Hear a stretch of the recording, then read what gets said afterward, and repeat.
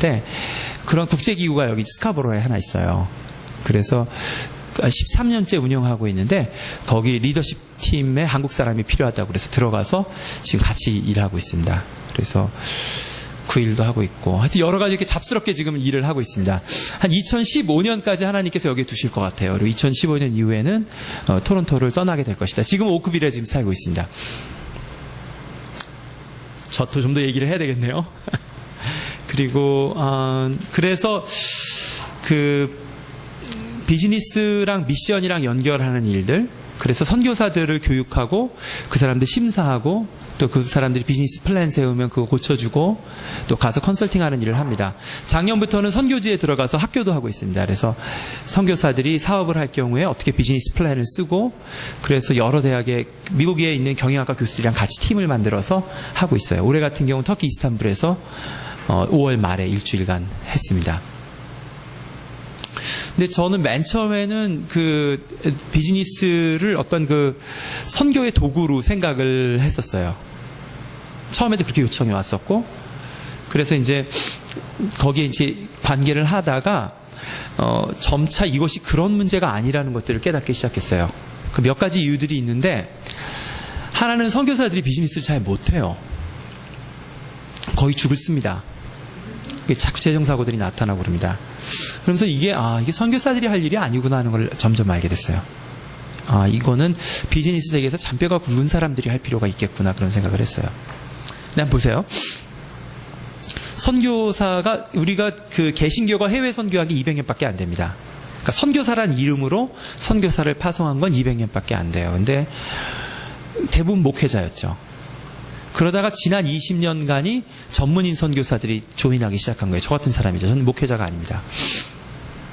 전문인 선교사로 이제 엔지니어라든가 아니면 교수들이 이제 들어가서 일을 하기 시작했죠. 의사들이나. 저희 단체는 의사들이 되게 많습니다. 그런데 비즈니스 얘기를 하면은 좀 재밌게 돼요. 왜냐하면 목회자도 좀 특별한 사람들이고 전문인들도 아무나 전문인은 아니에요. 기본적으로 자기 필드에서 그래도 PhD 정도는 해줘야 돼요. 그런데 비즈니스로 넘어오면 다들 비즈니스랑 관련이 있어요. 직장에서 일을 하든지 아니면 사장으로 일을 하든지 그 밑에서 일을 하든지 다 관련이 있는 거예요. 재밌죠, 그렇죠? 그러니까 하나님께서 특별한 사람들을 쓰시다가 이제는 일반적인 사람들이 필요한 그런 모드로 들어가는 거예요. 그게 하나의 축입니다. 이거 없이 하는 것도 괜찮네요. 그 처음으로 틀어주시면 됩니다. 나왔네요. 자, 그 얘기 마저 하고 또 설명드릴게요. 그 또 하나 축은 뭐냐 하면, 재밌는 게, 선교지하고 비선교지랑 구분이 점점 없어지고 있어요. 지난 3, 40년 동안 생긴 일이에요. 토론토에 무슬림이 40만 명이 살아요. 힌두교인들이 20만 명인데 곧 100만 명 넘어갑니다. 토론토 GTA 지금 10분의 1이 조금 안 돼요. 무슬림이. 더 늘어날 거예요. 그리고 토론토 전체 인구의 절반이 백인입니다. 그리고 나머지 절반은 전부 다민족들이에요. 그리고 백인들 절반조차도 대부분이 기독교인들이 아닙니다. 굉장히 재밌죠? 근데 선교지가도 비슷해요. 선교지가도 사람들이 대부분 도시에 모여 살고요. 그 도시들은 전부 뒤섞여 있어요. 이 두 가지를 한번 잘 조합해 보세요. 하나는 모든 사람들을 하나님께서 선교사로 쓰실 수 있는 시대고 실제로 보통 사람이 훨씬 더 유익한 그런 게 있어요. 이쪽에는 모든 곳이 선교지화 돼가고 있어요. 그러면서 이것이 어떤 하나님의 큰 흐름이 아닌가 그런 생각을 하게 됐습니다. 오늘 얘기에 이제 흐르는 그런 얘기들입니다. 그래서 작년 3년 전에 들어올 때에 그 미국의 경영학과 교수 중에 기독교인들이 독실한 사람들이 많아요. 그래가지고 같이 신학자들이랑 경영학자들이랑 같이 앉아가지고 이걸 좀 의논하기 시작하면서 그러면 이런 전통적인 비선교 지역이라고 불렸던 큰 도시들, 대도시들 안에서 비즈니스를 하시는 분들 또는 직장 다니는 사람들, 특별히 다음 세대들 그 친구들이 선교적 삶을 살도록 하는 교재를 좀 만들어보자. 우리 그래서 교재를 좀 뒤져보기 시작했어요. 이거 뒤져봤더니 이렇게 통합된 게 별로 없어요. 되게 이제 그 믿음이랑 그 직장이랑 연결하는 교재들은 제법 있어요. 근데 미션까지 연결한 교재들이 없더라고요. 그래서 저희들이 개발을 3년 전부터 하기 시작했어요. 같이 팀이 돼서. 그리고 작년에 실험적으로 워싱턴 DC에서 2번 해봤어요. 6주 동안 실험적으로 해보고 또 LA에서 한 번 하고. 근데 반응들이 굉장히 좋고 2번은 영어로 진행하고 한 번은 한글로 진행했는데 굉장히 반응들이 좋아요. 그래서 재밌는 건 YM이랑 동역이 계속 이루어지고 있어요. 작년 말에 YM 코나에 가서 일주일간 강의를 했었어요. 이분 강의했었고 또 뉴욕 그 코너스턴 지부에 김종원 목사님이라고 있어요. 그분하고도 동역이 이루어지고 오렌지 카운티에 LA 오렌지 카운티에 제임스 전 목사님이라고 있어요. 그쪽 팀이랑은 이 프로그램을 같이 하기로 했어요. 저희들 자체는 기본적으로 교육 프로그램을 개발하는 그런 곳이기 때문에 어느 곳이든지 동역할 수가 있어요. 왜냐하면 저희들이 조직을 소유하지 않고 교육 자료를 공급하기 때문에. 자, 토론토에서는 제가 있은 지가 3년이 됐는데 특별히 이렇게 많이 움직이지 않았어요. 왜 그러냐 하면 제가 이렇게 선교사로 쭉 살다가 깨닫게 된 것 중에 하나가 선교를 사람이 하는 게 아니라 하나님이 하신다는 걸 제가 알았어요. 그래서 아무리 애를 써도 안 생길 일들은 안 생겨요. 하나님이 움직이실 때 움직이면 따라 움직이면 이제 그 역사들이 일어납니다. 그래서 그냥 토론토에서는 와서 그냥 쉬고 그리고 토론토에서 그 본부에서 일하는 일 계속했어요. 사실은 오늘 오전도 계속 그 일을 했어요. 오전에 어떤 걸 그 계약서 맺는 걸 갖다가 한글로 번역해서 한국에 펀드레이징을 할 일이 있어가지고 막 그걸 번역을 하고 끝을 내고 이 말씀 준비를 하려고 제가 생각을 했거든요. 근데 해도 안 끝나는 거예요.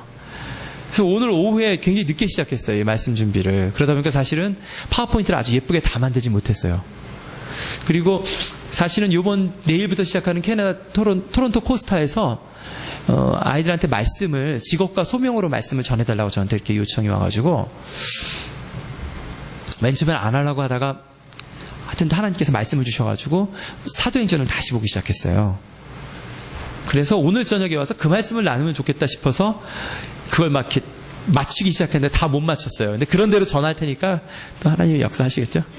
그리고 그 내용을 제가 한글로 좀 적으면 좋은데 보통 제가 1.5세들한테 말씀 전할 때는 그 프레젠테이션은 영어로 만들고 그리고 강의를 한글로 하든지 아니면 강의를 한글로 만들고 프레젠테이션 영어로 하든지 그렇게 합니다. 그래서 오늘 영어로 좀 만들었습니다. 그래서 좀 이해해 주시고 처음 왔죠? 장막지기라고 여기가 그래서 저는 아주 예언적인 메시지라고 생각을 합니다. 제가 오늘 쭉 말씀을 드리면 왜 그런가 좀 설명이 될 겁니다. 직업과 소명. 여기에 보면 calling, 소명이죠. 그리고 잡, 직업이죠. 그리고 vocation. vocation 하면 사실 우리나라 말에 적합한 표현이 없어요. 직업이란 뜻보다는 천직이라는 말이 맞죠. vocation 하면 voice, 부르셨다 그런 뜻이죠. 하나님이 부르셔서 직업을 주셨다 그런 뜻인데 calling, 하나님의 소명. 또 우리가 일하는 잡, 먹고 살기 위한 잡, 그리고 vocation. 이 세 가지가 바울의 생애에서 어떤 관계를 가졌나 그런 묵상을 좀 했는데 그 얘기를 좀 나누려고 합니다. 잡다하게 뭐가 많아요. 하얀 게 그냥 제가 하는 일들이에요. 거기에 최근에 학생이 붙었습니다. 제가 그 유니버시티 오브 토론토의 그 위클리프 칼리지라는 데에 MDiv 스튜던트로 파타임으로 한 과목씩 듣기 시작했어요. 이번 가을부터 3개 듣습니다. 그래서 굉장히 바빠질 것 같아요. 근데 제가 일했던 곳은 여기입니다. 얀지라는 곳입니다. 연길에서 10년간 살았고요. 또 북한에도 가서 일을 했고 그랬습니다. 이게 저희 가족이 처음 파송됐을 때 13년 전 사진입니다. 그리고 이제 애들이 크고 이제 이게 캐나다 처음 와서 찍은 사진이에요. 우리 큰아들은 지금 슈퍼 시니어 하고 있고 우리 작은 애는 이제 12th grade에 올라가요.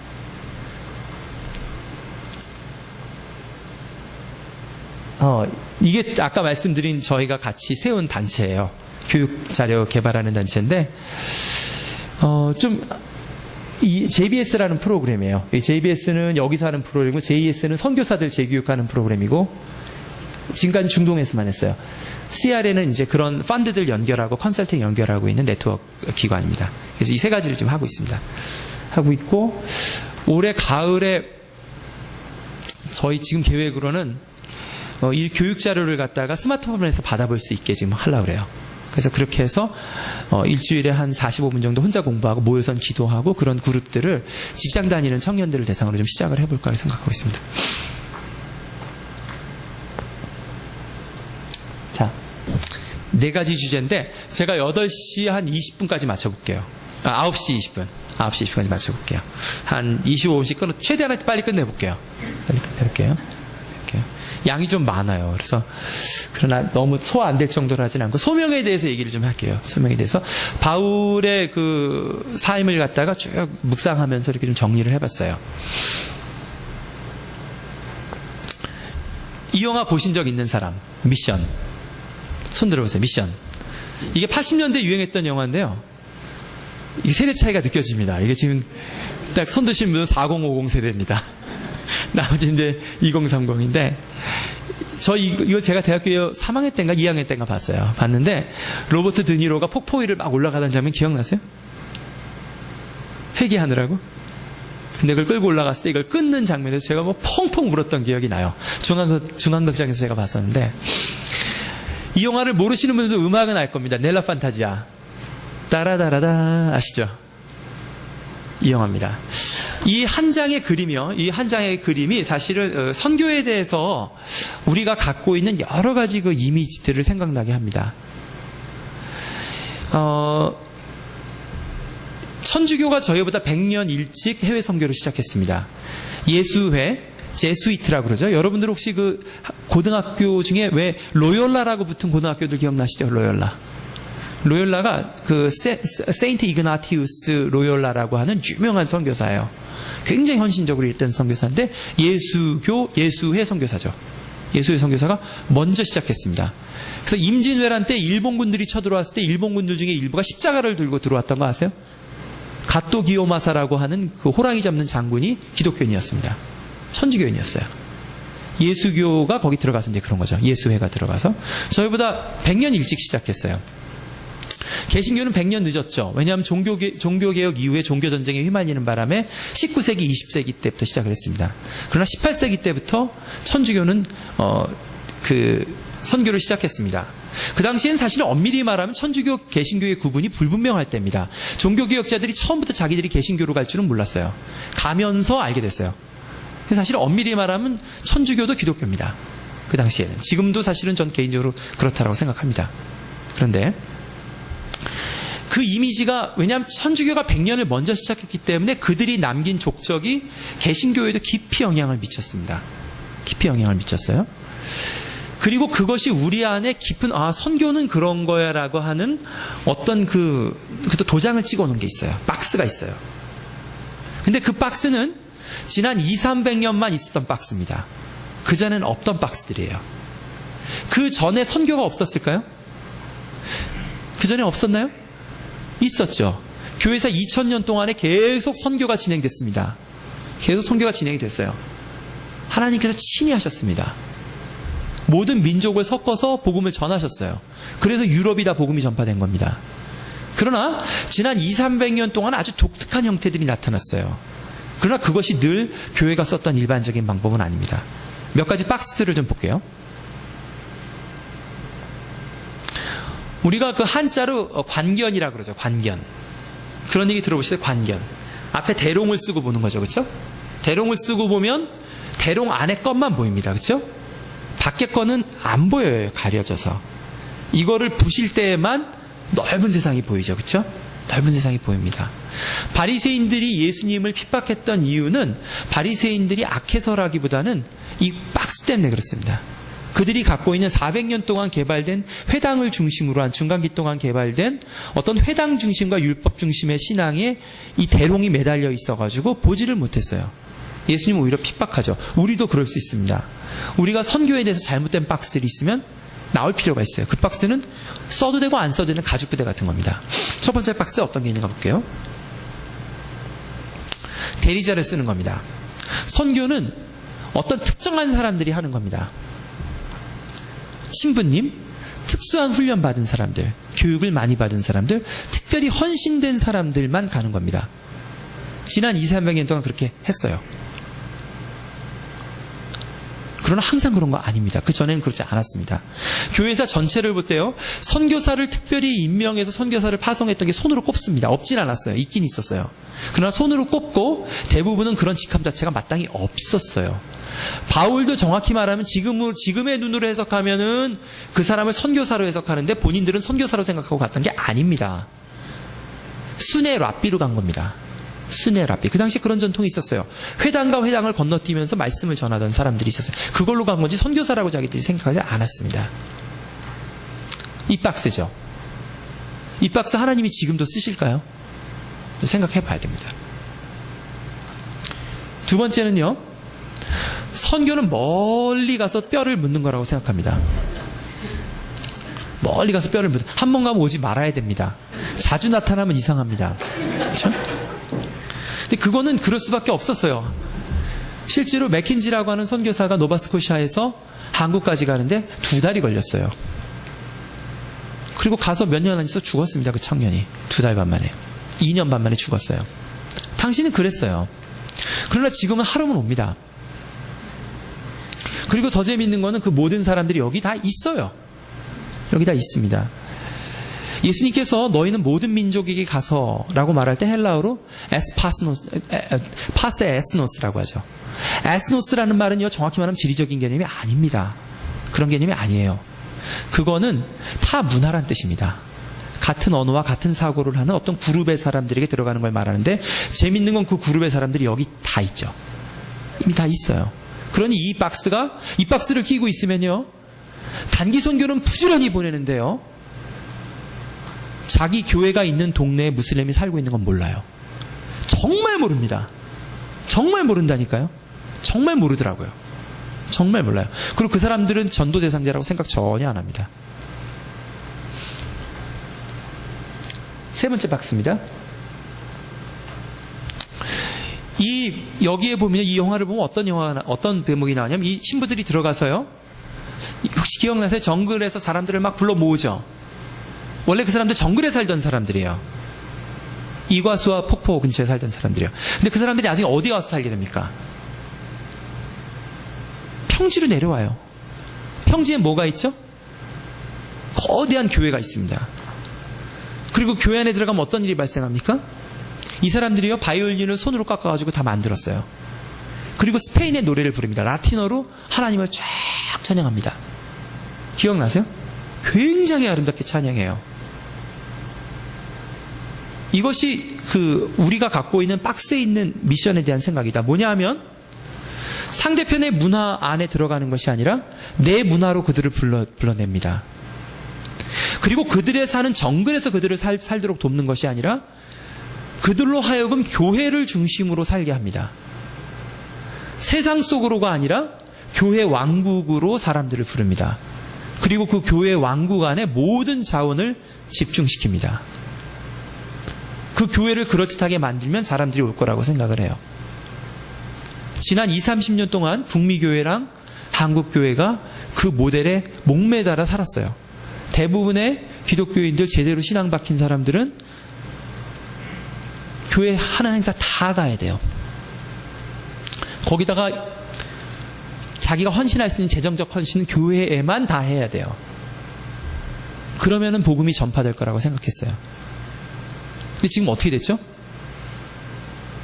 교회의 이미지가 땅바닥에 아주 밟히고 있죠. 떨어졌어요. 땅바닥에 떨어졌죠.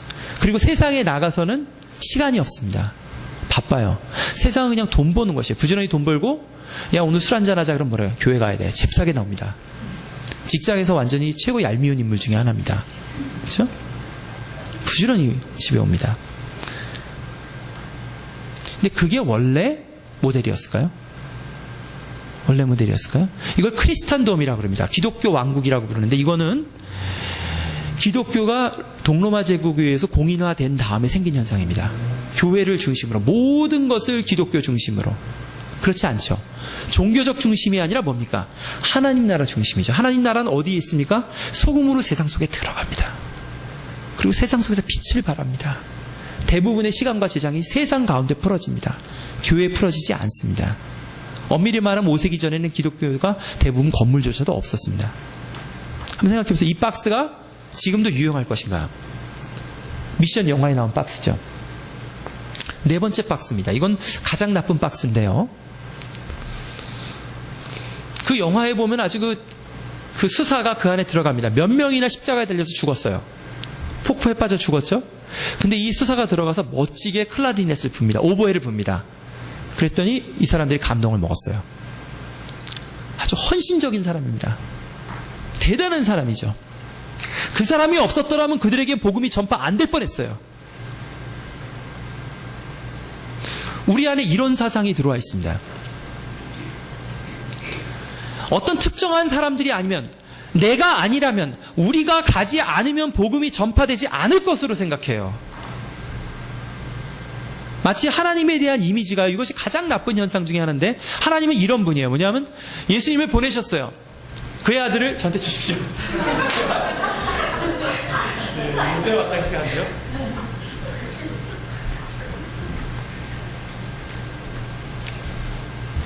보내시고 아들을 죽게 하고 아들의 일은 끝났어요. 아들은 이제 무대의 뒷전에 살아서 보좌에 앉아 계십니다. 그리고 위에서 애처롭게 보고 있어요. 뭐냐면 이제부터 저 게임은 쟤네들 게임인데 왜 안 하지? 쟤네가 빨리 저 게임 해줘야지 내가 빨리 재림할 텐데. 와, 답답하다. 예수님의 이미지가 그렇습니다. 예수님이 그러신 분입니까? 하나님의 이미지를, 잘못된 이미지를 전합니다. 미션을 누가 합니까? 교회가 합니까? 우리가 합니까? 미션을 하나님이 하세요. 미션은 하나님이 하십니다. 하나님이 일하시는 하나님입니다. 예수님께서 말씀하셨죠. 하나님이 일하시니 아버지가 일하시니 나도 일하신다 이렇게 말하죠. 그렇죠? 전혀 아무 일도 없을 것 같던 중간기 400년 선지자들 다 끊어졌죠.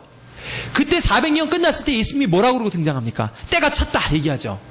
그 400년 동안에 하나님께서 모든 조건을 준비시키시고 어떻게 하세요? 예수님을 보내시죠. 하나님이 하시는 겁니다. 하나님이 하세요. 하나님이 하시는 것을 분별하고 우린 동참합니다. 하나님이 손이 없고 발이 없어가지고 우리가 하기를 원하시는 것이 아니에요. 그런 것이 아닙니다. 하나님이 하시는데 하나님이 우리와 진정한 교제를 나누시기 위해서 우리를 부르시는 거예요. 그것이 콜링입니다. 하나님이 우리를 콜링으로 부르시는 이유는 하나님이 부족하고 힘이 없어서가 아니라 하나님과 함께 깊은 비밀을 나누시기를 원해서요. 교제를 나누기 위해서입니다. 근데 그런 잘못된 박스들이 생겼습니다. 본문을 볼게요. 요한복음 20장에 보면 예수님이 그런 얘기합니다.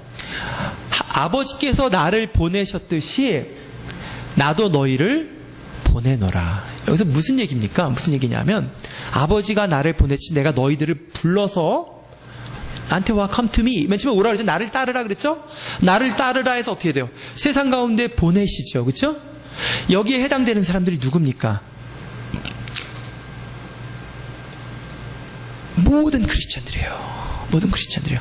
모든 크리스찬들이 선교의 소명이 있습니다. 모든 크리스찬들. 이것이 없는 크리스찬은 크리스찬이 아니에요. 제자가 아닙니다. 아버지와 하나님과 아버지의 관계가 깊은 교제 가운데 보내셨던 관계고 그 관계가 있었던 거죠. 우리도 그 관계가 없잖아요. 그러면 사실은 기독교인이 아니라고 할 수가 있어요. 여러분 모두가 선교의 사명을 받았어요. 여러분에게 있습니다. 특별한 사명이 있어요. 또 마태복음 28장입니다. 유명한 말씀이죠. 그러므로 가서 모든 민족으로 제자를 삼고 그들을 아버지와 아들과 성령의 이름으로 세례를 주고 그들이 내가 가르쳐 행하라고 한 것을 모두 다 복종케 하도록 가르쳐라. 그런 거죠. 마태복음 28장입니다. 그레이트 커미션이죠. 이게 누구에게 주신 명령이죠? 모든 제자들에게 주신 명령이에요. 모든 제자들에게. 제자가 아니면 기독교인이 아닙니다. 예수님이 가르쳐 행하여 지키라고 한 것을 모두 다 지키려고 작정한 그 결심을 한 사람이 아니면 기독교인이 아닙니다. 여러분이 예수님을 영접을 언제 했건 그런 관계 없습니다. 분명 그런 예수님을 아버지라고 부른다고 해서 하나님을 아버지로 부른다고 해서 구원이 임하는 것이 아닙니다. 회개가 있어야지 구원이 임합니다. 세례 요한이 했던 말도 예수님이 첫 번째 했던 말도 회개하라고. 하나님이랑 가까이 있다고. 회개한다는 게 뭐예요? 지금까지 했던 방식을 접어버리고 이제는 다른 방식으로 살기로 결심하는 거예요. 옛날 걸 꺾어버리고 이제는 예수님처럼 살기로 결심하는 겁니다. 완벽한 걸 요구하는 건 아니에요. 예수님 우리 약한 거 알아요. 그러나 의도를 말하는 거예요. 그 의도가 분명히 있냐는 거예요. 그렇죠? 그 제자들에게 예수님을 따라 사는 방식에 가장 중요한 것 중에 하나가 뭐예요? 선교입니다. 이걸 피해갈 수 있는 사람은 없습니다. 지난 200년의 박스가 somehow 이것을 많은 사람들부터 아웃시켜버렸어요. 옳지 않죠. 역시 베드로전서 2장에 있는 말씀입니다. 너희는 택하신 백성이고 왕같은 제사장인데 그 이유는 뭐예요?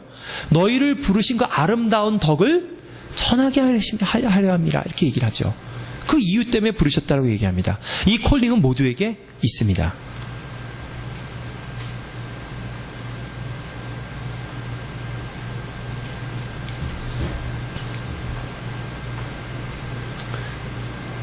박스에서 없어진 것들을 한번 볼게요. 에이전트가 아니라 특별한 사람이 가는 것이 아니라 모두 다 선교사입니다. 그리고 특정한 곳으로 가는 것이 중요한 것이 아니라 어떤 사람들에게 들어가려고 하느냐예요. 여러분들 안에 여러분들에게 맡겨진 사람들을 알고 있습니까? 그 사람들이 누군지. 복음이 안 들어간 사람, 나에게 맡겨진 사람들, 그 사람들이 누군지 알아요? 그것이 중요합니다. 어디를 가고 안 가고는 부차적인 문제입니다. 선교지에요. 다 그런 건 아니지만 제가 말하는 거 혹시 오해하지 않기 바랍니다. 선교지에 가서도 사람 안에 안 들어가는 선교사들이 제법 많습니다. 자기들끼리만 놀아요. 언어도 잘 못해요. 거기 가서 오랫동안 살았는데. 어디 가고 안 가고가 별로 중요한 문제가 아닙니다. 그것이 아니라 나에게 맡겨진 사람들이 누구고 그들과 얼만큼 시간을 보내냐예요. 예수님의 선교예요. 90%가 같이 시간 보내는 거였습니다. 예수님이요. 30살까지 복음을 전하지 않았어요. 그럼 그 사이에 뭐 하셨을까요? 그냥 노셨을까요?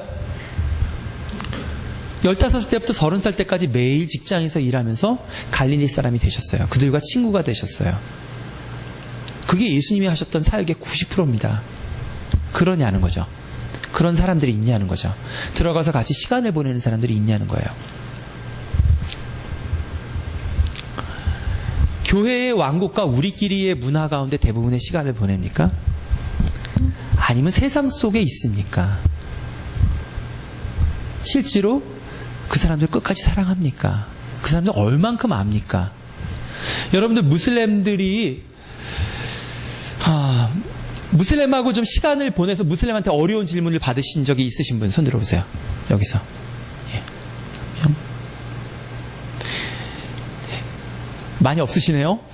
무슬림이 굉장히 많습니다. 여기. 무슬림들하고 대화를 하잖아요. 그들이 물어보는 질문들 대부분의 기독교인들이 대답 못합니다. 어려운 질문 아니에요. 근데 우리가 생각해보지 못한 질문이에요. 그래서 잘 대답 못합니다.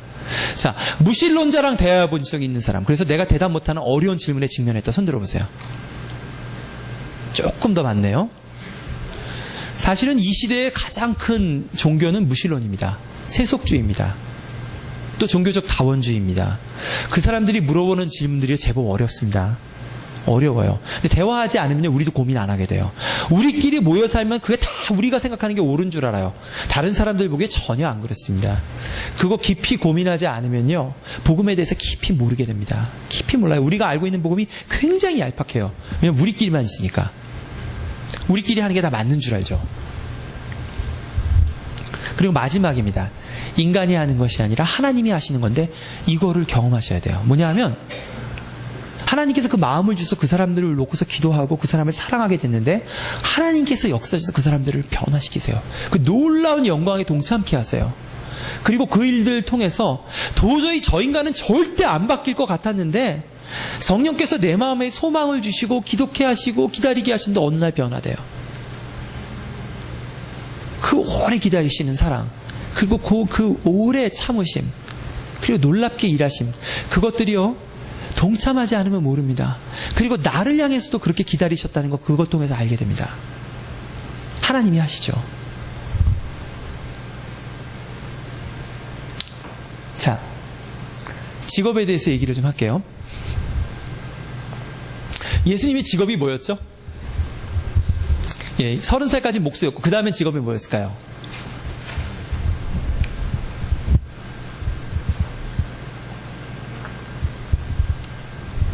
그 다음에는 돈을 버는 걸로 따지면은 직업상 거지입니다.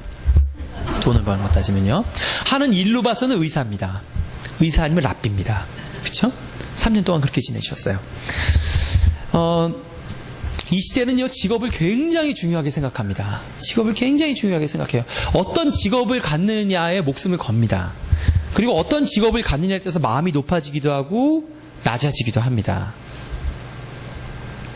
이 시대는 그 직업에 따른 아이덴티티가 유난히 강한 사회입니다.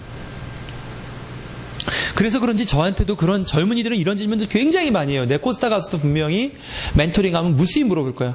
하나님이 나를 어떤 직업으로 부르신지 알고 싶습니다. 제가 부채도사입니까? 그걸 알게. 응? 제가 보통 어떻게 대답하는지 아세요? 하고 싶은 거 하세요. 이렇게 얘기합니다. 하고 싶은 거 하세요. 하나님이 그런 것까지 일일이 가르쳐 줄 줄 압니까? 하고 싶은 거 하세요. 아니 뭐요? 아니면 할 수 있는 걸 하세요. 어떻게 사람이 다 하고 싶은 것만 하고 삽니까? 할 수 있는 걸 하세요. 하고 싶은 걸 하되 안 되면 할 수 있는 걸 하세요. 별로 중요한 이슈가 아닙니다. 중요한 것은 소명이 중요해요.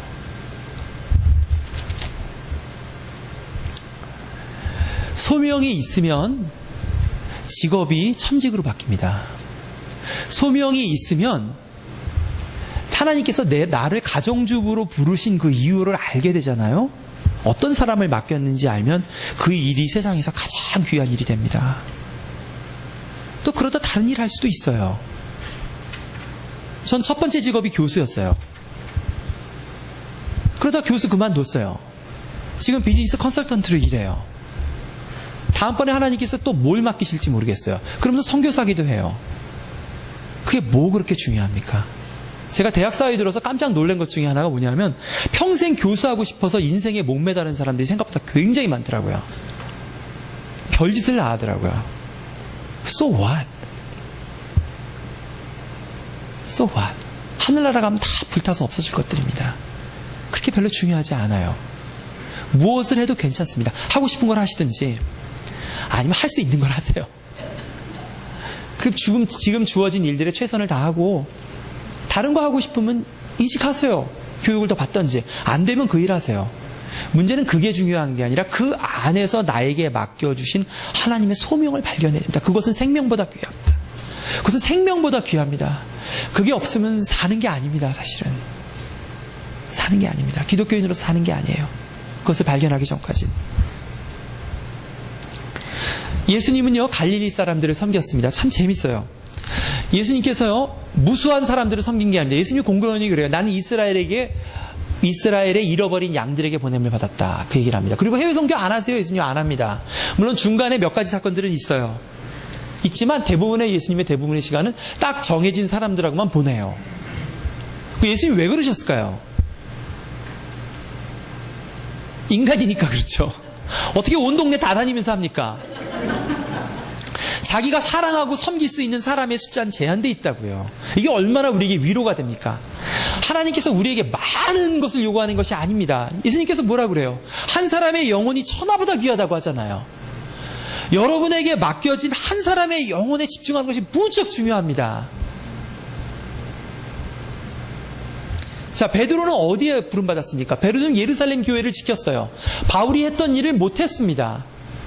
바울은요, 처음에는 약했지만 나중에 로마서를 쓸 때쯤 가면은 자기는 이방인에게 보냄받은 사도라고 떳떳하게 1장 처음부터 쓰기 시작합니다. 이것을 아는 것이 무척 중요합니다. 하나님께서 지금 나를 이곳에서 누구에게 사도로 보냈는가, 그것을 아는 것이 대단히 중요합니다. 그것은 생명보다 귀합니다. 그것이 여러분이 있는 곳을 예배의 장소로 만들고 거룩한 땅으로 만들고 여러분의 직업을 보케이션으로 바꿉니다. 그것이 바울의 얘기입니다. 기도해야 됩니다. Father, whom am I supposed to serve here and now? 하나님, 지금 이곳에서 나에게 섬기라고 한 사람이 누군가요? 전 누구에게 보냄을 받았나요? 하나님 알게 해주세요. 그 소명의식을 알게 해주세요. 내가 아니면 그 사람 구원받을 수 없는데, 내가 아니면 예수님의 모습 알 수가 없는데, 하나님 그 사람이 누구이고 내가 누구에게 보냄받았는지 알게 하세요. 세상 사람들이 하듯이 육체의 소욕을 따라서 허망하게 헛된 짓 하다가 인생을 다 허비하게 하지 않게 하시고, 하나님 천국에 가서 불타서 없어지지 않을 영원한 가치, 사람들의 생명을 살리는 일에 저를 사용하여 주세요. 저는 그 운명을 믿습니다. 모든 사람에게 하나님께서 특별한 계획을 갖고 계세요. 여러분이 아니면 채울 수 없는 그 사람들이 있습니다. 여러분이 아니면 안 돼요. 그것을 발견하는 것이 중요합니다. 잠깐 제가 기도할 테니까 아멘 하세요. 여러분의 기도를 받아서 기도하십시오. 하나님 아버지, 이 땅에서 저를 보내신 소명을 알기를 원합니다. 세상 사람들이 생각하듯이 돈을 얼마나 벌까, 어떤 직업을 가질까, 무엇을 먹을까, 무엇을 마실까, 어떻게 휴가를 보낼까, 어떤 차를 탈까, 어떤 집을 가질까, 그것으로 허망하게 인생을 보내지 않도록 도와주시옵소서. 하나님, 제게 맡겨진 그 영혼들이 누구인지 알게 하시고 그 소명을 제 안에 부어주시옵소서. 이 짧은 인생을 보람있게 살게 하여 주시옵소서. 제 직업, 제가 지금 하는 일들이 하늘의 직업이 되게 하여 주시옵소서. 예수님의 이름으로 기도합니다. 아멘. 예. 닫고 볼까요? 혹시 이 찬양 아세요? 제 대학교 때 IBF라고 하는 선교단체에 있었는데요. 우리가 그 예배 끝나면 꼭 이 노래를 불렀어요. 꼭 이 노래를 손을 다 같이 붙잡고 불렀어요. 이게 좀 어떤 느낌이냐면요. 그 당시 그러니까 그 캠퍼스의 그 민주화 운동이 왕성하던 때입니다. 그래가지고 막 그 운동권 애들은 목숨 걸고 나가가지고 죽고 감옥 갇히고 그러던 때예요. 그때 그 비장한 분위기예요. 서클룸에 그 체르타 냄새가 막 들어오고 경찰들도 난입하고 그럴 때 이거를 우리가 불렀다고요. 손을 붙잡고. 제가 한 20년간 얘네들을 못 보다가 올해부터 IBF 학사들, 다들 늙었더라고요, 이제. 40대 말이 돼가지고 IBF 전체 이사들하고 이사장하고 뭐 그러더라고요. 다시 만나니까 굉장히 좋더라고요. 그래서 이 찬양 다시 불렀는데 굉장히 좋더라고요. 근데 가사가 굉장히 좋아요. 그쵸? 제가 부를 테니까 한번 들어보세요. 가사를 좀 생각하세요. 가사를. 우리의 만남은 주님의 은혜라오.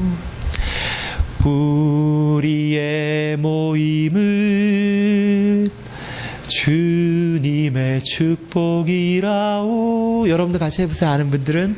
우리는 하나님 영광 위에 지음 받았으니 우리를 하나님 나라 위에 충성되게 하소서. 오 주여 나의 소명 항상 인도하소서. 오 주여 우리 소명 항상 인도하소서. 우리 대학교 때 가졌던 결심입니다. 뭐냐 하면 우리는 세상 사람들과 똑같이 살지 말자. 세상 그런 거 추구하고 살지 말자. 소명 따라 살자. 사람들 영혼들 구하기 위해서 살자. 그 사람들을 섬기는데 다 주고 살자 라고 결심했던 노래예요. 나가보니까 그런 대로 다 잘 살고 있더라고요. 자, 너무 감사하죠. 바울에 대한 얘기들은 두 번째 주제로 하겠습니다.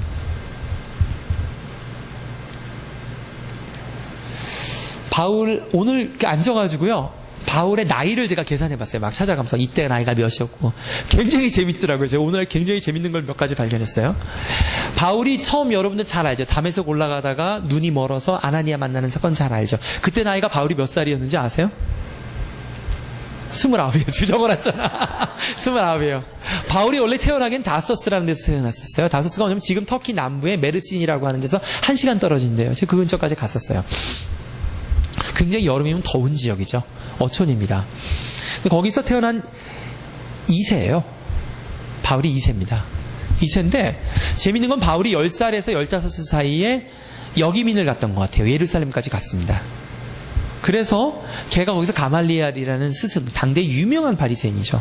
그 사람한테 율법을 쭉 배웁니다. 그리고 나서 성년이 된 다음에 계속 예루살렘에 살았는지 아니면 다소에 와 있었는지 그건 불확실합니다. 그러다 어디에서 다시 등장하냐면요, 29살, 28살 때에 어떤 짓을 하냐면 1년 전에, 예수님 만나기 전에 1년 전에 무슨 일을 하냐면 스데반을 돌로 쳐 죽일 때 거기 있습니다. 바울이. 그리고 29에 예수님을 믿어요. 그리고 29에서 32살까지요. 아라비아 반도에 가서 3년 동안 보냈는데 뭘 했는지가 불확실합니다. 아마 묵상하고 기도하고 말씀 보지 않았을까 싶어요. 거기에 대해서 그냥 한 줄만 나와 있습니다. 성경 전체예요. 그리고 바울이 굉장히 오랫동안 사역한 것 같지만 실제로 그렇지 않아요. 왜냐하면 32살이 됐을 때 드디어 세상 가운데 나왔어요. 용기 있게 나와가지고 다메섹에 갑니다. 유대인들에게 복음을 전했는데 완전히 죽을 뻔했어요. 그리고 예루살렘까지 도망갑니다. 예루살렘에 가서 복음을 전했는데 거기서도 죽을 뻔합니다. 그 다음에 다소로 가요. 자기 고향으로 갑니다. 그리고 10년간 있습니다.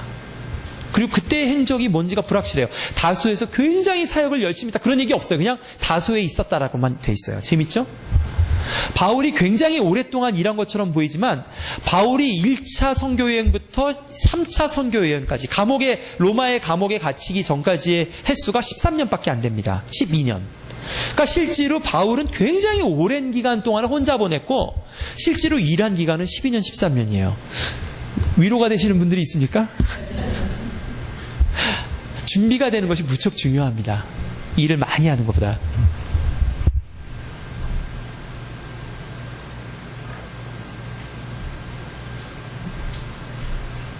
바울이 처음 보내심을 받았을 때에 하나님께서 하신 말씀이 있어요. 바울은 이방인들을 위해서 내가 택한 도구고 그들의 왕들 앞에도 서야 되고 이스라엘 백성 앞에도 서야 된다. 바울한테 그렇게 얘기했어요. 바울은 이스라엘 사람들만 섬길 사람이 아니라 베드로처럼 이방의 왕들 앞에 설 사람이다. 내가 특별히 선택한 사람이다. 이렇게 얘기를 합니다.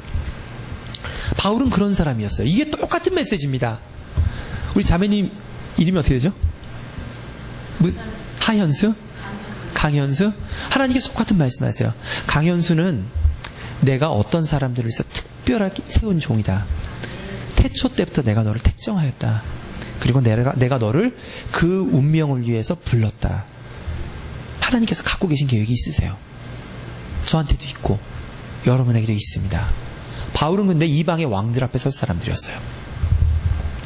그런데 이 소명을 20살 때 30대 초반 아니면 20대 말에 받았어요. 굉장히 큰 소명이죠. 그리고 3년 동안 이거를 아마 생각했을 겁니다. 그렇죠? 다소에서도 생각했겠죠. 그런데도요. 어떤 소명이 한 사람에게 특별하여지는 것. 물론 우리가 세상에 나가서 사람들에게 복음을 전하는 그 소명은 모두에게 해당돼요. 우리가 있는 곳에서 늘 해야 돼요. 그러나 우리가 인생을 다 상당 부분 지난 다음에야 하나님께서 세상에 나를 보내신 이유는 이 사람들을 위해서 그런 거였구나 라고 깨닫는 것은 세월이 지나야 알게 됩니다. 처음에 20대 말에 바울에게 그 소명을 줬어요. 그런데 그것을 깨닫게 되기까지가 바울이 거의 50이 될 때쯤, 로마서를 쓸 때쯤, 3차 선교 여행을 갈 때쯤에 아주 확신에 차서 쓰게 됩니다. 그 과정을 좀 보도록 하죠. 이게 그 당시의 로마 제국입니다. 여기서 시작한 로마 제국이 북으로는 영국까지 1세기 말엔 여기까지 올라갑니다. 그리고 지금의 이 지역들을 다 먹어버렸죠. 그거를 좀 더 좁혀볼게요. 여기가 이태리입니다. 이제 보이시죠?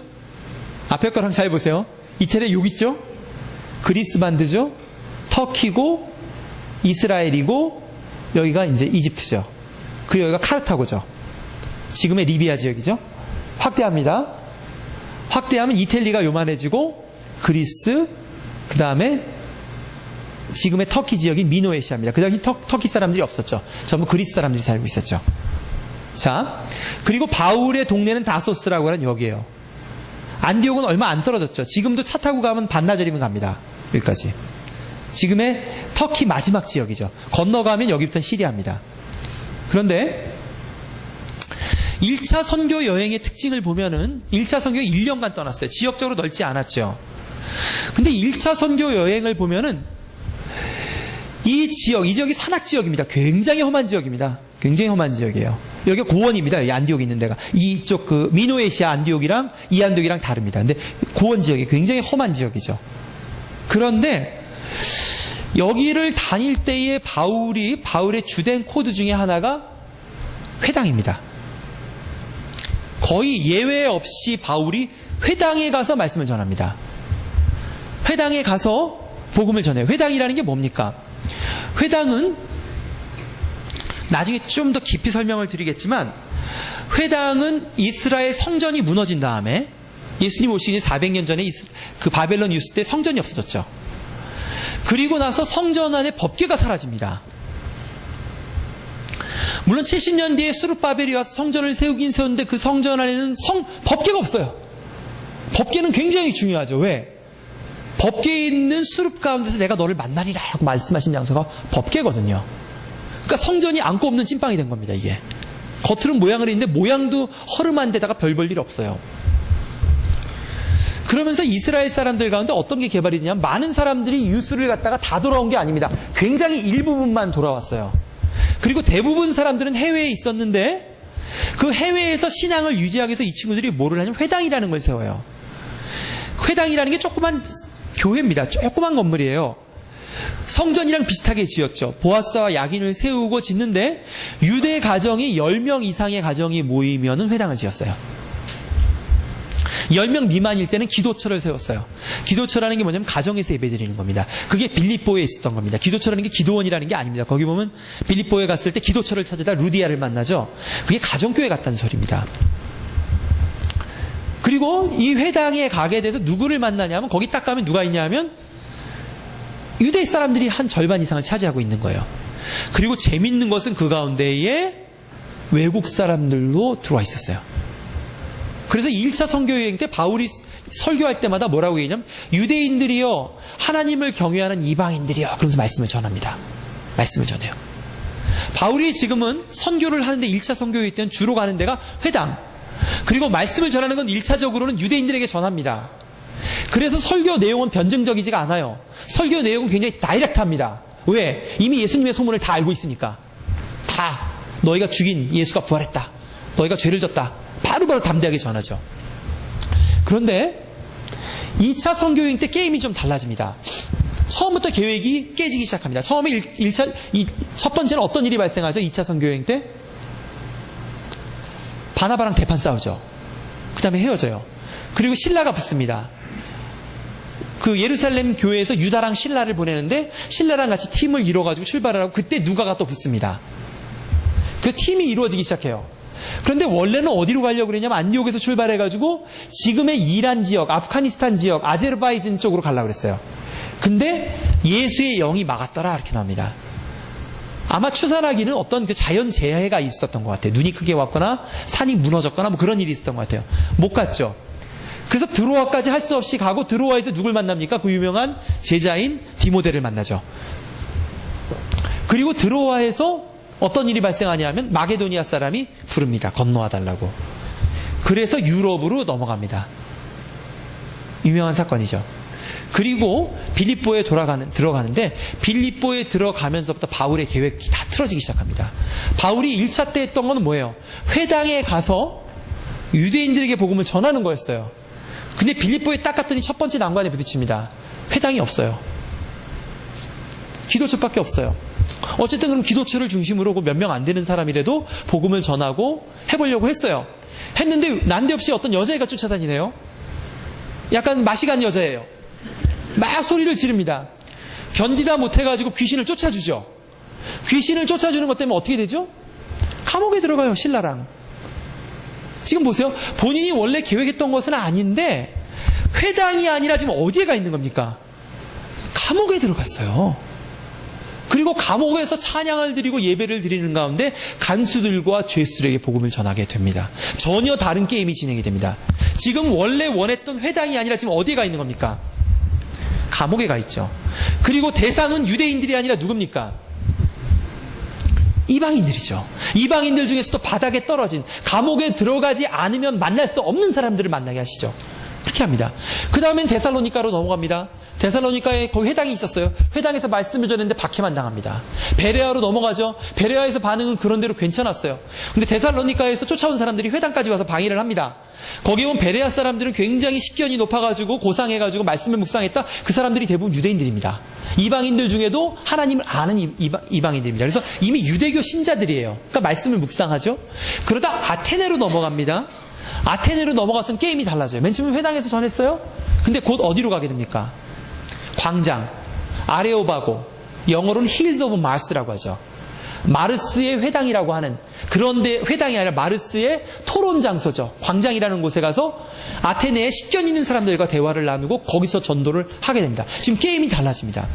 뭐냐면 본인은 여전히 회당에서 하기를 원하는데 일어나는 곳은 바로 이방인에게 가게 되고, 그리고 이번엔 감옥이 아니라 광장에 가게 되죠. 아고라로 가게 됩니다. 그런 다음에 고린도에 가게 돼요. 고린도에서는 더 재미있는 일이 발생합니다. 3개월간 회당에서만 전했어요. 하던 대로. 근데 쫓겨나죠. 회당에서. 그래서 작심하고는 바울이 말합니다. 이후로는 내가 유대인들에게 가지 않겠다라고 얘기를 해요. 근데 그날 밤에 하나님이 나타나십니다. 이 굉장히 특별한 사건이에요. 왜냐하면 사도행전에서 하나님이 바울에게 나타나는 게 5번이에요. 근데 이게 2번째 사건이라고요. 근데 이 5번의 카운트를 다 보면 언제 나타나는 줄 아세요? 5번 다 뭐냐 하면 바울이 이방인에게 갈 때 하나님이 나타나세요. 복음을 전해라. 걱정하지 말아라. 두려워하지 말아라. 담대히 전하라. 지금 잘 보세요. 바울이 29살 때 자기에게 준 소명은 회당에 있는 유대인들이 아니었습니다. 누구예요? 세상 속에 있는 이방인들이죠. 근데 바울은 버릇처럼 회당을 찾아갑니다. 근데 그때마다 안 돼요. 그리고 그것을 돌이킬 때마다 4차례에 걸쳐서 하나님이 나타나셔서 말씀하십니다. 담대히 복음을 전하라고. 담대히 복음. 그래서 고린도에서 브리스길라와 아굴라라고 하는 비즈니스 파트너를 만납니다. 그리고 그들과 함께 낮에는 일하고 밤에는 복음을 전하는데 1년 반 동안 고린도에서 그 복음을 전합니다. 근데 고린도가 어떤 도시냐면요, 로마 제국 전체에서 가장 성적으로 타락한 도시입니다. 가장 성적으로 타락한 도시예요. 그리고 당시에 그 섹스 비즈니스는 지금도 그렇지만 경제랑 밀접한 관계를 갖습니다. 그것 때문에 무수한 항해사들이 옵니다. 항구로 사용합니다. 무수한 매춘 여성들이 있어요. 근데 그곳에서 직접 일을 하고 그 사람들을 어디서 만난 거예요? 비즈니스 현장에서 만난 겁니다. 비즈니스 현장에서 만난 거예요. 그 항해하던 사람, 고린도가 항구 도시거든요. 그 안에 들어오는 무수한 선원들이 묵는 텐트들 만들어주고 그 사람들하고 거래하고 그 사람들하고 대화하고 그것을 1년 반 동안 진행합니다. 바울의 사역의 패턴에 큰 변화가 있죠. 3차 선교 여행입니다. 4년 동안 진행하는데요. 재밌는 것은 여러분이 이 도표로 보시다시피 3차 선교 여행은 가장 많이 방문한 때였어요. 빙글빙글 돌고 해가지고 왔다 갔다 굉장히 많이 했죠. 그런데 3차 선교 여행에서 바울이 했던 사역을 거의 적지 않습니다. 그리고 대부분의 얘기를 뭐에 대해서만 얘기하냐면 에베소에 대해서만 얘기합니다. 에베소에 대해서만 얘기합니다. 근데 에베소가 어떤 곳입니까? 에베소는 지금의 이즈밀이라고 하는 지역에서 1시간 떨어진 곳인데요. 지금도 가면 유적지가 있습니다. 저는 2번이나 갔었습니다. 지금도 그 유적지가 10분의 1밖에 안 남겨있는데 당시 20만 명이 살고 있던 로마에서 3번째로 큰 도시였습니다. 첫 번째 도시는 로마죠. 정치의 중심지죠. 두 번째 도시는 알렉산드리아입니다. 지식의 중심지죠.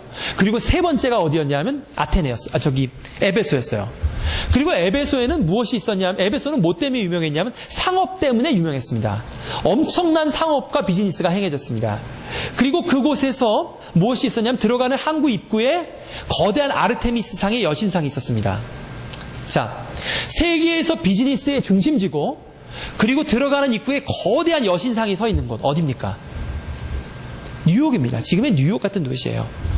거기에 바울이 들어가서 복음을 전했어요. 바울이 이번에도 회당을 찾아갔다 딱지를 맞고는 두란노 서원을 찾아갑니다. 그리고 두란노 서원에서 2년간 가르치는데, 잘 보세요. 두란노 서원에서 가르쳤다는 게 선생으로 가르쳤다는 게 아닙니다. 낮 동안에 에베소서 사도행전을 읽어보면 에베소를 떠날 때 마지막 설교 때 그 얘기를 합니다. 내가 내 손으로 계속 일을 했다, 그 얘기가 나옵니다. 낮에는 계속 일했습니다. 그리고 밤에는 복음을 전했습니다. 그거를 2년간 행했는데 2년간 행했을 때에 에베소 전체가 뒤집어집니다. 놀라운 부흥이 일어납니다. 두 가지 악한 비즈니스가 무너집니다. 하나는 우상의 그런 주술서를 파는 그 비즈니스가 다 무너져 버려요. 또 동시에 그 우상의 주술서는 뭐랑 연관이 있냐면 매춘 비즈니스랑 연관이 있습니다. 왜냐하면 당시의 우상 숭배는 매춘과 함께 진행했는데 매춘 비즈니스 전체가 타격을 입어요. 그러면서 에베소가 무너져 내리기 시작합니다. 이것이 놀라운 3차, 이 3차 선교 여행의 마지막 에베소의 기록은 하나님의 복음이 어떠한 역사를 일으킬 수 있는가를 생생하게 보여주는 사도행전의 가장 정점에 있어요. 가장 정점에 있습니다.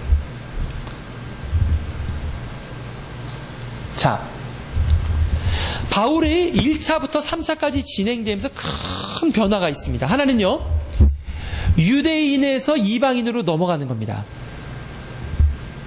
이것에는 배경이 있어요. 뭐냐 하면 당시에 제가 5분 더 말씀 전하고 마치겠습니다. 뒷부분은 뭐 나중에 시간 있으면 더 말씀드릴게요. 당시에 로마 제국 전체를 사로잡고 있던 사상은 히랍 헬레니즘이라고 하는 사상입니다. 헬레니즘은 뭐냐 하면 알렉산드르 대왕이 생각했던 사상이에요. 헬레니즘, 그리스, 그러니까 로마는 껍데기는 로마지만 실제로 썼던 글자와 문화는 그리스의 문화였습니다. 이게 재밌는 게요. BC, 그러니까 기원전 5세기부터 예수님 오시기까지 그 시기가 동서양의 문화의 최정점이었습니다. 동서양을 가로질러서 인간들이 생각할 수 있는 모든 사상들이 글자로 쏟아져 나왔어요. 동양에서는 어떤 일이 발생합니까? 진나라가 통일되기 전까지 춘추전국 시대가 진행이 되죠. 그러면서 그때의 모든 인간들이 동양 사람들이 생각할 수 있는 모든 그걸 뭐라 그래요? 사서삼경이라고 그러죠. 그때 다 그것뿐만 아니라 무수한 사상들이 뭘로 나옵니까? 한자로 나옵니다. 그리고 동양 전체가 한자 문명으로 통일이 되고, 그리고 그것을 계속 반복해서 사용하는 일들이 그 이후의 역사라고 할 수가 있습니다. 마찬가지예요. 서양의 역사도 똑같습니다.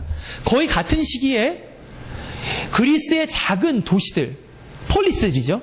폴리스 스테이트를 중심으로 해서 모든 사상들이 그리스어로 문학들이 쏟아져 나오기 시작했는데, 그 사상이 지금까지도 서양 사상을 지배한다고 생각해도 과언이 아닙니다. 그것을 계속 읽어먹는 게 똑같은 얘기들이에요. 그런데 그런 조그만 도시를 중심으로 해서 문명이 발달된 걸 알고 있었던 알렉산더 대왕은 어떤 생각을 했냐면, 도시들을 중심으로 해서 아까의 그 로마 전체를 지배하기를 원했어요. 그리고 그리스 사상을 중심으로 모든 민족들을 같이 사이좋게 지내게 하기를 원해서 본인도 무수한 이방인들하고 결혼했을 뿐만 아니라 자기의 장군들도 이방인들과 무수히 결혼을 시켰습니다. 그리고 민족들을, 무수한 도시들을 만들고 강제로 이동을 시켰어요. 그러니까 이 그리스가 패권을 잡고 있었던 그 시기 동안에, 그 전에도 디아스포라 유대인들이 많았지만, 해외에 사는 유대인들이 많았지만, 이제는 굉장히 많은 유대인들이 새로 만든 신흥 도시에 가서 강제로 살 수밖에 없는 그런 상황에 처하게 된 거예요. 유대인들이 절대 외국에 가서 살지 않죠. 외국인들과 섞이기 싫어합니다. 한국 사람들하고 아주 유사합니다. 이 제국의 힘 때문에 밀려가지고 가는 거죠. 여러분도 어떤 그 강력한 힘이 없다면 왜 토론토까지 와 있겠습니까? 응? 밀려서 간 거예요. 그래서 유대인들이 살던 곳들이 전부 외국 사람들이 살고 있는 도시였어요. 그래서 요한계시록에 나오는 7교회가 전부 다 도시 이름입니다. 그게 시골 이름이 아닙니다. 전부 도시 이름이에요. 거기에 전부 뭐가 있습니까? 유대인들하고 이방인들이 같이 사는 거죠. 그래서 유대인으로부터 유대인에게 이방인의 복음이 넘어가죠. 바울은 2세대의 사람이에요. 그 2세대의 사람들이라고요. 그리고 바울은 1.5세예요. 근데 바울의 소명은 그 자신의 소명이 아니라, 제가 대문자로 히즈라고 썼죠. 하나님의 소명이 굉장히 중요합니다. 하나님의 소명. 이걸 잘 생각해 보세요. 이 복음이 유대인으로부터 이방인에게 넘어가는 건 누구의 소명이라고 그랬죠? 지금 제가? 바울의 소명이죠. 바울은 뭐라 그랬어요? 1.5세라고요. 2세라고요. 무슨 얘기인지 아시겠어요?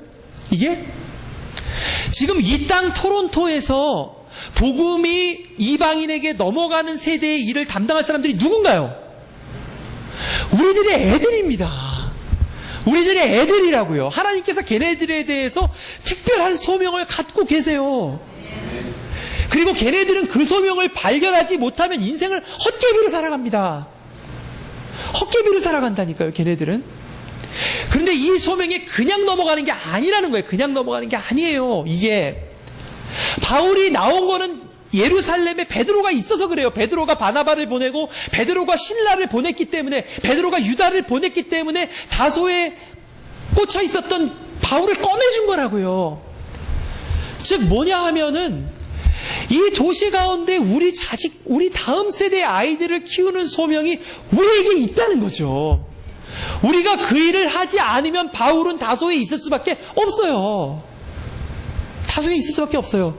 우리에게, 저는 그래요. 물론 여러분들에게 맡겨진 어떤 특별한 그런 사람들이 또 따로 있을 것입니다. 그러나 일반적으로 얘기하자면 우리가 1세로서 이 토론토 땅에 와 있으면서 우리 아이들에 대해서 집중하지 않는다면 그것은 하나님의 소명을 버리는 것입니다.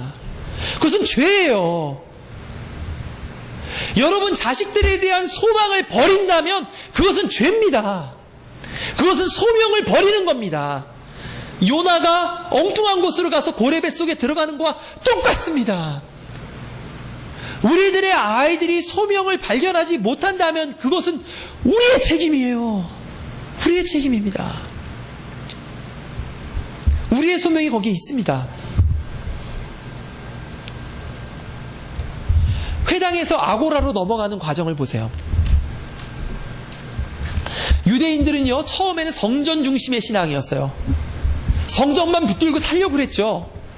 그 시기에는 하나님이 그걸 통해서 역사하셨어요. 그걸 통해서 역사하셨습니다. 그러나 그걸 언제까지 붙들고 있기를 하나님 원치 않으셨어요. 그래서 어떻게 합니까? 성전을 무너뜨려 버리죠. 뿐만 아니라 어떻게 해요? 법궤를 가져가 버립니다. 법궤가 언제나 다시 나타나죠? 요한계시록에 다시 등장합니다. 그것도 땅에서 나타나지 않습니다. 하늘에서 잠깐 나타납니다. 그거 우상할까 봐 하나님 가져가 버렸어요. 그리고는 어떻게 됩니까? 전체 제사 중심의 신앙이 회당으로 넘어가면서 말씀 중심의 신앙으로 변하죠. 이 회당은 원래 그 해외에 살던 유대인들 사이에서 시작한 운동입니다. 근데 이게 얼마나 강력했던지 예수님이 오실 당시엔 구예루살렘 조그맣습니다. 그 안에 회당이 300개나 있었어요. 그거는 지금 한국의 교회보다 더 많았다는 거예요. 엄청나게 많았죠. 회당 중심에 다 붙잡혀 있었어요. 그런데 이제 바울의 시대가 되니까 예수님께서 첫 번째 말씀을 가버나움에서 전했던 것도 회당입니다. 예수님도 회당을 중심으로 말씀을 전했어요. 근데 바울의 시대가 되니까 이제 더 이상 회당이 아니라는 거죠. 어디로 가야 됩니까? 아고라로 가는 거죠. 광장으로 나가는 겁니다. 시장으로 나가는 겁니다. 세상 속으로 나아가는 거예요. 바울이 변화되죠. 바울의 소망은 장막직입니다. 그리고 거기에 하나님의 특별한 뜻이 있었습니다. 이것을 주목해야 돼요. 뭐냐면요, 우리들이 2세들이 헌신이 없다고 많이 얘기합니다. 저는 LA에 자주 가게 되는데요, LA는 이민 역사가 여기보다 한 20, 30년 앞서 있습니다. 대부분의 2세 목회가 실패했어요. 2세들 중에 믿음을 제대로 간직한 애들이 많이 없습니다. 그것이 우리가 지금 그대로 가면 그대로 답습합니다. 크게 다르지 않습니다. 앞으로 점점 한국말 못하는 애들이 늘어날 겁니다. 근데 걔네들이 정말 세상에 허망한 것을 따라서 죽어갈 가능성이 굉장히 많습니다. 그리고 많은 사람들이 그렇게 얘기를 해요. 2세들은 헌신이 없다고, 자기밖에 모른다고. 그게 그런 문제입니까?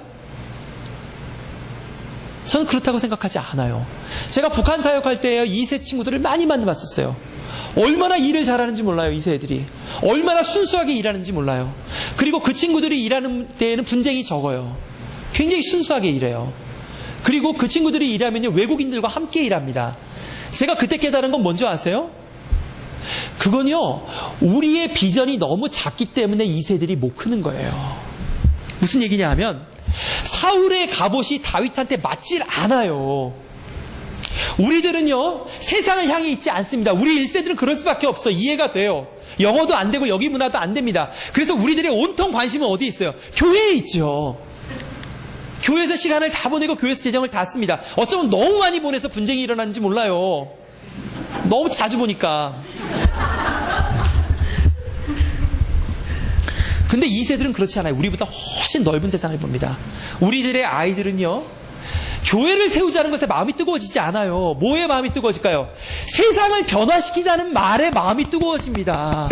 가난한 사람들을 돕자는 말에 마음이 뜨거워져요.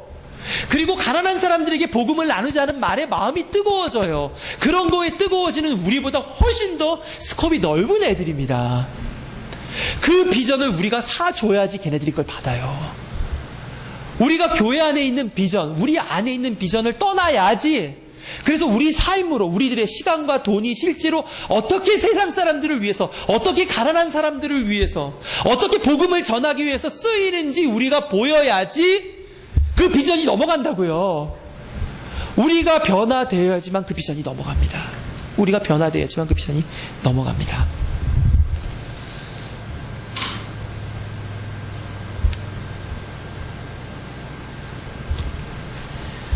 소명이 있어야지 직업이 천직으로 바뀝니다. 직업을 통해서 바울은 이방인들을 만날 수 있었어요. 거기에 안 가면은 세상을 변혁시킬 대상을 만날 수가 없습니다. 직업을 통해서요, 특별히 고린도랑 에베소는요, 로마 제국의 가장 큰 상업 도시였고 가장 타락한 도시였습니다. 지금도 가면 창녀촌의 표시들이 있습니다. 그 유적지에. 가장 타락한 곳이었어요. 그런데 그 가장 타락한 곳에서 1년 반, 2년 동안에 어떤 일을 했냐면, 일을 함으로써, 일을 하니까 어떤 일이 생겨요? 일을 하면서 사람들이 보는 거예요. 그 바울 안에 있는 하나님의 나라, 하나님 나라의 힘과 능력이, 바울이 뭐라고 해요? 하나님 나라의 능력은 말에 있는 것이 아니라 어디에 있다고 말합니까? 힘에 있다라고 말하잖아요. 능력에 있다라고 얘기를 하잖아요. 그 능력이라는 게 뭡니까? 바울이 저 시장에서 보여줬던 능력이 뭘까요? 거룩한 능력이죠. 돈과 타협하지 않는 능력이죠. 그리고 사람의 영혼을 귀하게 여기는 능력이죠. 그것은 강력한 능력입니다. 왜냐하면 실제로 이 땅 가운데 살면서 하나님의 말씀대로 비즈니스 세계에 살기가 얼마나 어렵습니까? 거룩함을 지키기가 얼마나 어렵습니까? 정직함과 약속을 지키기 위해서 자기 돈을 희생하기가 얼마나 어렵습니까? 그 능력이 바울을 통해서 나타났다고요. 그걸 통해서 복음이 전파된 거예요. 그 사람들을 저녁에 초대해서 말씀을 전하고 그 일이 1년 반, 2년간 계속되니까 도시 전체가 변화된 겁니다. 삶의 현장에서 나타나는 복음은 말에 있지 않아요. 말로 하면 오히려 욕먹습니다. 라이프가 따라가는데 그런 성령의 능력이 바울 가운데 있었다는 거죠. 그리고 여러분들에게도 그 능력이 나타날 때에 아이들이 보고 배워요. 아이들이 그걸 보고 배웁니다. 예수 믿는 사람은 저렇게 사는구나. 하나님의 천국이 임한 사람은 저렇게 사는구나라고 얘기하게 됩니다.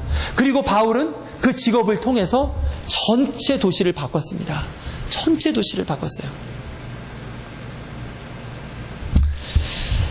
이 시간 오늘 들었던 말씀들을 좀 기억하면서 눈 감고 좀 정리를 좀 하겠습니다. 기도하죠. 같이 기도하죠.